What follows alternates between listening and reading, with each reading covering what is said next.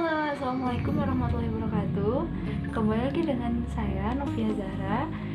Di video kali ini saya kembali akan membahas tentang psikologi. Namun pada kali ini saya akan lebih membahas tentang kasus klinis yang ada di dunia ini, yaitu kasus tentang Isabella Guzman yang pernah viral pada masanya. Seperti yang kita ketahui, kalau Isabella Guzman itu merupakan pembunuh ibunya yang viral karena kecantikannya itu.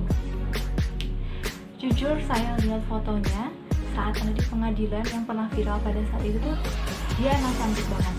Dia cantik, sehingga itu yang membuat dia viral di sosial media seperti TikTok, Instagram, dan yang lainnya. Pada kali ini saya akan membahas tentang kasusnya dia. Dia itu dikenal sebagai psikopat cantik. Kenapa begitu? Karena dia diadili karena dia membunuh ibu kandungnya sendiri. Oke, sebelumnya saya akan memperkenalkan si Isabella itu siapa sih gitu. Data dirinya Isabella itu sendiri. Jadi nama lengkap Isabella Guzman itu adalah Isabella Yunmin Guzman. Dia lahir di Colorado, Amerika pada tahun 1995. Dia merupakan anak dari Yuni Hoy dan Robert Guzman. Pada awalnya dari Isabella kecil tuh sebenarnya keluarganya tuh harmonis, keluarganya baik-baik saja. Jadi Isabella ini dikenal sebagai anak yang ceria, baik, ramah di lingkungannya tersebut gitu, sehingga Isabella itu tidak memiliki masalah dengan siapapun gitu. Seiring berjalannya waktu, hubungan antara ibu dan ayahnya itu jadi tidak akur gitu, sering berantem, sering cekcok, sering adu mulut, sehingga mereka itu memutuskan untuk bercerai. Nah, saat proses perceraian itu otomatis kan karena mereka punya anak, Isabella ini pasti dipertanyakan untuk hak asuhnya. Nah, ternyata hak asuh si Isabella ini jatuh kepada ibunya, yang otomatis Isabella akan tinggal bersama ibunya tersebut. Lalu sering berjalannya waktu, gak lama dari perceraian tersebut, ibunya Isabella ini, Yun Hoy ini, bertemu dengan seorang laki-laki, yaitu Ryan Hoy. Lalu mereka PDKT, dekat, segala macam, lalu akhirnya menikah. Nah, pernikahan tersebut itu ternyata tidak lama dari setelah perceraian antara ibunya Isabella dan ayah kandungnya Isabella tersebut. Nah, setelah pernikahan tersebut, Isabella itu jadi membenci ibunya, mulai membenci ibunya, mulai sering adu mulut, cekcok, segala macam. Hal tersebut karena Isabella itu merasa kalau ibunya itu egois, tidak memikirkan perasaan dirinya, karena pemikiran Isabella itu ayahnya itu cuma si Robert Guzman itu gitu. Jadi tidak ada yang bisa menggantikan posisi ayahnya di dalam hidupnya tersebut gitu. Nah, karena sering berantem tuh, sering cekcok, sering adu mulut, Isabella tuh jadi sosok yang memberontak. Jadi yang tadinya itu nurut banget sama ibunya, akhirnya Isabella itu menjadi sosok yang sering menentang ibunya gitu, sering memberontak ibunya, nggak nurut pokoknya kayak gitu ya. Nah, menurut ayah tirinya ini, si Ryan Hoy ini, Isabella itu sebenarnya baik pada saat si Ryan Hoy ini masih pacaran sama ibunya ini, dia masih baik. Namun setelah menikah dan ayahnya si Ryan Hoy ini tinggal bersama Isabella dan ibunya tersebut, nah Isabella tuh mulai jadi nggak suka sama si ayah tirinya ini. Dia mulai memberontak juga, dia mulai sering cekcok segala macam, sering berantem gitu. Jadi hubungan mereka pun jadi tidak baik gitu, jadi tidak harmonis keluarganya tuh. Nah, karena Isabella terjadi yang pemberontak, itu akhirnya jadi menjadikan Isabella sosok yang sering berargumen dengan ibunya. Menurut pengakuan ayahnya, itu tuh kadang Isabella tuh membesar-besarkan masalah kecil gitu. Jadi berawal dari masalah kecil tuh malah jadi masalah yang besar, dan sering terjadi pertengkaran yang besar akhirnya, dan bahkan adanya kekerasan gitu. Bahkan pernah Isabella tuh terlihat menginjak kepala ibunya gitu. menurut pengakuan ayah tirinya tersebut. Lalu kita lanjut ke kronologi kejadian tersebut. Nah, pada tanggal 28 Agustus 2013, Isabella itu bertengkar dengan ibunya karena ibunya itu mendapat laporan bahwa Isabella itu sering bawa cowok ke rumahnya gitu, biar selama ibunya, orang tuanya itu nggak ada di rumah gitu. Nah, kalau misalkan ibunya udah datang tuh, si cowoknya itu dikeluarin lewat pintu belakang gitu. Ternyata cowok itu tuh pacarnya Isabella gitu. Akhirnya ya Isabella nggak terima gitu. Lalu pada keesokan harinya, pada saat ibunya kerja, ibunya itu mendapat email sebuah ancaman dari Isabella tersebut gitu. Ibunya tuh karena udah tahu sifat karakternya anaknya jadi kayak gitu, dia tuh bilang ke ayahnya Isabella kalau minta tolong untuk dinasihati si Isabella itu. Oke, akhirnya ayah kandungnya itu menasihati si Isabella tersebut gitu. Kalau ya mungkin bilang kalau misalkan kamu tuh harus nurut sama ibu kamu, bla bla bla bla, seperti orang tua pada umumnya gitu. Namun Isabella tuh cerita kalau misalkan ibunya itu egois, ibunya tuh jadi lebih menyalahkan ibunya tersebut gitu. Ayahnya pikir tuh pada saat itu Isabella mungkin udah luluh gitu, udah bakalan gak berbuat apa-apa gitu. Namun pada saat ibunya pulang, ibunya tuh saat pulang tuh langsung masuk ke kamar mandi gitu. Saat di kamar mandi, jadi seharian itu tuh katanya Isabella itu nggak keluar ke kamar. Dia tuh sempat keluar sekali menurut pengakuan ayah tirinya itu untuk ke dapur. Nah, pas ibunya ke kamar mandi, Isabella ikut masuk, dan disitulah kejadian pembunuhan dimulai gitu. Isabella itu menusuk ibunya sebanyak 151 kali di bagian kepala dan leher. Bayangkan, 151 kali di bagian kepala dan leher saja. Itu gimana gak hancur, gimana bentukannya gitu. Kapan tuh Isabella bawa si alatnya itu? Karena waktu sebelumnya tuh Isabella sempat turun tuh ke dapur. Nah, berarti itu ternyata dia tuh bawa pisau dapur mungkin, dan tongkat baseball gitu. Karena ayah tirinya si Isabella ini terdengar gedebak-gedebuk gitu, karena si WC-nya tuh ada di lantai atas. Si ayah tirinya itu panik, langsung datanglah ke atas ke kamar mandi, ketok-ketok pintu gitu. Dan ternyata si pintunya itu dikunci sama Isabella gitu. Si ayahnya tuh langsung ya seperti orang panik pada umumnya gitu, gedor-gedor pintunya gitu. Seperti ya teriak-teriak segala macam. Dengar teriakan ibunya juga. Lama kelamaan itu terlihat di bawahnya itu ada tetesan darah gitu. Ayahnya tuh semakin panik karena sudah berfirasat kalau istrinya tuh kenapa-napa gitu. Akhirnya langsung terus digedor-gedor, dan ternyata semakin lama tuh suara istrinya itu semakin gak ada gitu, tidak terdengar lagi suara teriakan istrinya. Tidak lama setelah itu si pintu toilet itu dibuka oleh Isabella keluar dengan tatapan kosong dan membawa pisau yang berlumuran darah, lalu berjalan keluar. Bayangin, udah membunuh ibunya sendiri, tapi dia keluar dengan santainya gitu. Lalu si ayah tirinya itu nelpon polisi. Karena terdengar oleh Isabella kalau ayah tirinya itu nelpon polisi, akhirnya Isabella langsung melarikan diri dari rumahnya tersebut. Dia melarikan diri ke sebuah minimarket karena dia masih berpikir jernih untuk membersihkan badannya yang masih berlumuran darah itu. Dia ke minimarket. Dia itu bohong ke pegawai minimarket. Dia bilang kalau misalkan dia habis diperkosa, dia habis dilecehkan oleh ayahnya itu gitu. Ya karena dia cantik gitu ya, jadi pegawai minimarket itu percaya aja sama dia. Jadi selama dia minta ke toilet di minimarket itu, jadi pihak minimarketnya tuh yang ngasih sabun lah, ngasih sampo segala macam gitu, karena percaya aja toh dia cantik gitu.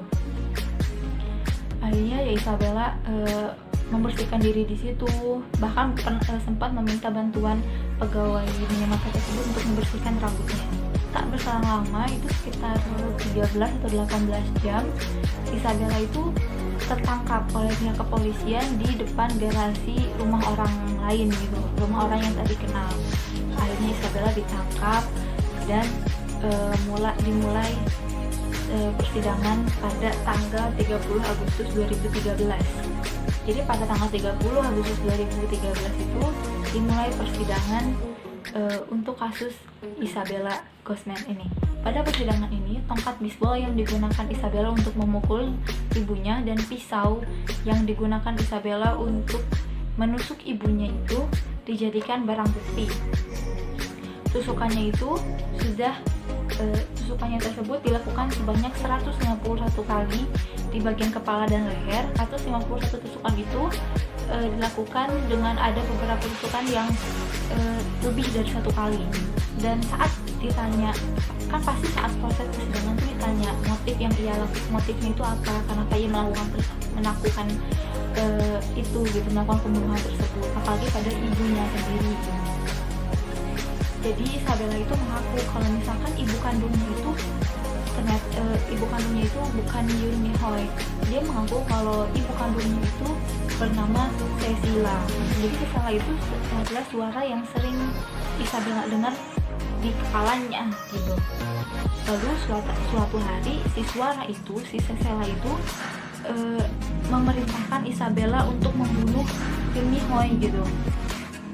Sehingga Isabella mengikuti suara tersebut gitu, karena mungkin si hakim itu merasa aneh, kok jadi ceritanya kayak gini. Akhirnya si hakim itu meminta dokter kejiwaan untuk memeriksa kesehatan mentalnya si Isabella Gozman ini, memeriksa kejiwaannya si Isabella. Ternyata saat setelah diperiksa oleh dokter kejiwaan tersebut, terbukti bahwa Isabella itu mengidap gangguan mental skizofrenia, yang mana Isabella ini tidak bisa membedakan antara halusinasi dan kehidupan nyatanya. Jadi berdasarkan hasil pemeriksaan tersebut, akhirnya Isabella itu dinyatakan tidak bersalah. Jadi Isabella itu dinyatakan tidak bersalah karena ia menderita penyakit mental dan tidak bisa dihukum. Jadi kayak di Indonesia itu, kalau setahu saya itu ada hukum tersendiri untuk orang yang memiliki gangguan mental, itu tidak bisa dihukum seperti orang yang sehat mental gitu. Jadi kadang dimasukkan ke rumah sakit jiwa dan yang lainnya. Begitupun di Amerika gitu. Karena si Isabella ini punya gangguan mental, dia tidak bisa dihukum secara pasal kayak gitu, tapi si Isabella itu dimasukkan ke rumah sakit jiwa di Colorado, Amerika untuk menjalankan pengobatan jiwanya tersebut. Selama di rumah sakit jiwa ini, berdasarkan yang dilihat dokter dan staf-staf di rumah sakit jiwa tersebut, Isabella itu sering melihat langit-langit kamar dengan tatapan kosong dan sering berbicara dan tertawa sendiri gitu. Akhirnya pada tahun 2014 bulan Juni, Isabella dipindahkan ke Institut Kesehatan Mental di Cobro. Nah, setelah saat itu tuh nggak ada yang tahu lagi Isabella kemana gitu. Bahkan sampai saat ini pun nggak ada yang tahu Isabella itu kemana. Mungkin kalau misalkan ada kalian ada yang tahu kalau Isabella di mana, bisa komen di bawah. Nah, kalau dari kasus Isabella ini kita bisa lihat gitu, kalau skizofrenia itu ternyata menyeramkan itu. Gangguan mental tuh benar-benar harus dianggap serius sih. Seperti kasus yang baru-baru ini terjadi, ini masih diduga sih kasusnya, orang itu masih diduga skizofrenia. Kasus yang terjadi di kereta bawah tanah Jepang terjadi pada 30 Oktober 2021 pada malam Halloween.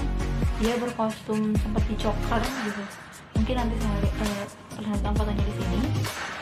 Jadi dia pakai kostum Joker karena saat itu malam Halloween di kereta bawah tanah ekspres yang mana itu melewati beberapa stasiun beberapa gate gitu, dia menusuk 17 penumpang dan membakar gerbong si kereta itu, membakar kursi keretanya itu.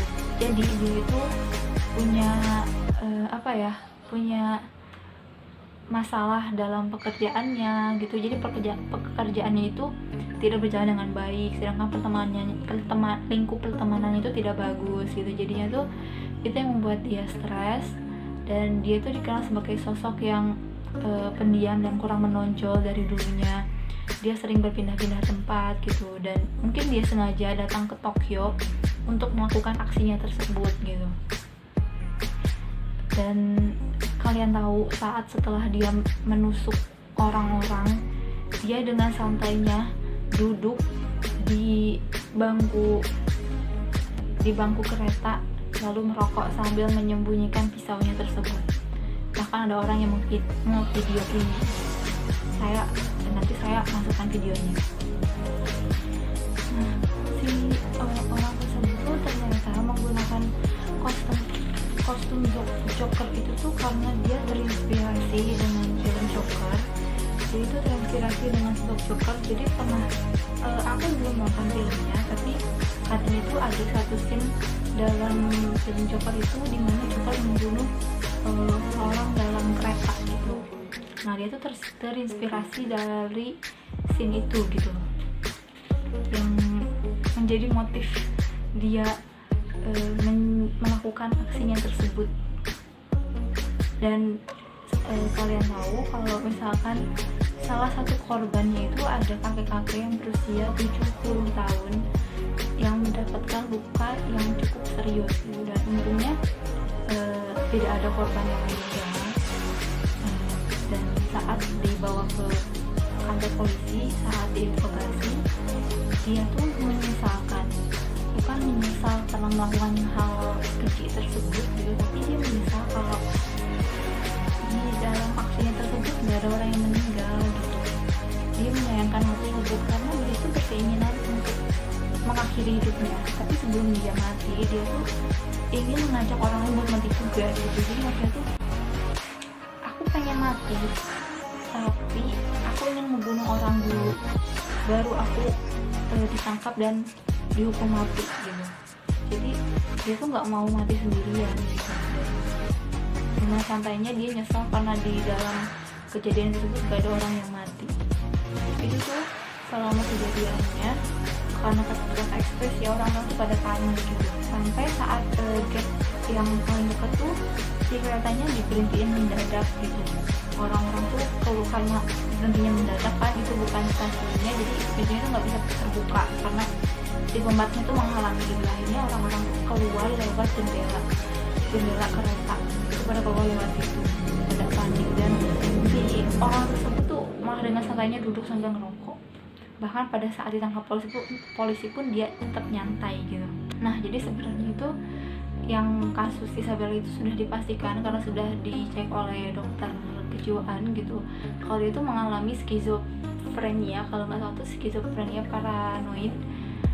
Jadi dalam skizofrenia itu ada beberapa tipenya, ada skizofrenia paranoid, ada skizofrenia hebefrenik, ada skizofrenia katatonik, dan lain-lain, masih ada banyak lagi gitu. Sedangkan dalam kasus si Joker ini tuh belum diketahui secara jelas kalau dia tuh emang benar skizofrenia atau belum, soalnya masih dalam tahap penyelidikan, dalam tahap interogasi juga, karena kejadian itu baru banget 31 Oktober kemarin gitu, masih hangat banget gitu. Jadi mungkin untuk kalian gitu, kesehatan mental itu benar-benar penting gitu. Jadi harus benar-benar dijaga sedini mungkin untuk anak kita, untuk mungkin orang yang sekitar kita, jangan sampai hal-hal kayak gini itu terjadi di lingkungan kita gitu.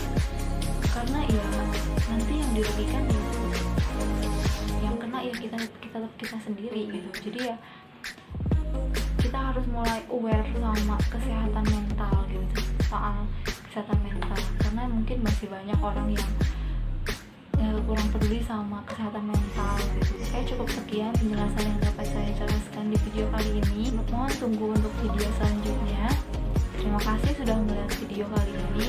Oh iya, jangan lupa like, comment, share, dan subscribe dan bunyikan lonceng notifikasi untuk supaya tahu kalau misalkan aku upload video lagi. Terima kasih. Wassalamualaikum warahmatullahi wabarakatuh. Bye.